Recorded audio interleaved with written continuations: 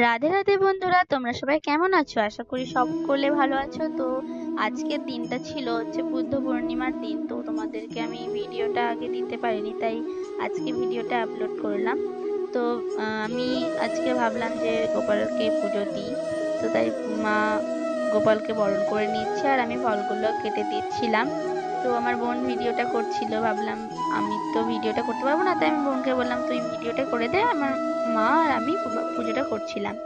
তো আজকে আমরা সেরকম কিছু করতে পারিনি, কারণ আমাদের সেরকম সামর্থ্য হয়ে ওঠেনি।